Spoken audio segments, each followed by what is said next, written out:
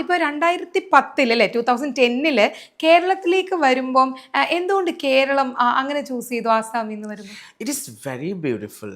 എനിക്ക് ടോണി ഇപ്പൊ ആ കേരളയുടെ ആ ബ്യൂട്ടി ഇല്ല അല്ലേ? MG റോഡിലെ കുറെ മാറകള്, പിന്നെ അതിന്റെ കൂടെ SBI ബാങ്ക്, നമ്മൾ ആ ടൈമിൽ പോകുന്ന റോഡ് സൈഡിലെ ചെറിയ ഷോപ്സ്, വാച്ച്, ചെറിയ ചെറിയ സാധനം, പിന്നെ മെറീൻ ഡ്രൈവ് കാണാൻ അത്ര രസമുണ്ടായി.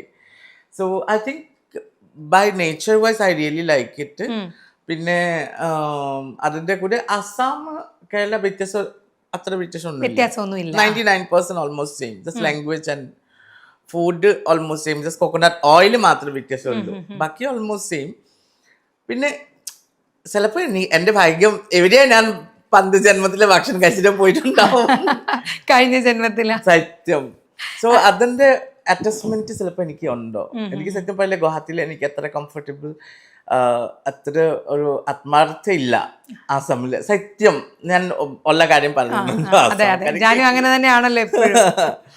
സോ അത്ര ആത്മാർത്ഥ എനിക്ക് ഇല്ല. പക്ഷെ ഇവിടെ എനിക്ക് എല്ലാം ആൾക്കാർ ഇതേക്കൂടെ ഭാഷ മാത്രം അറിയത്തില്ലാത്ത, പക്ഷെ സ്നേഹം തരാൻ വേണ്ടി ഒരു ലാംഗ്വേജിൽ ആവശ്യമില്ല. അതെ അതെ. പിന്നെ ആൾക്കാർ I think all over India, എനിക്ക് ഞാൻ എല്ലാം സ്റ്റേറ്റിൽ വർക്ക് ചെയ്തിട്ടുണ്ട്. പക്ഷെ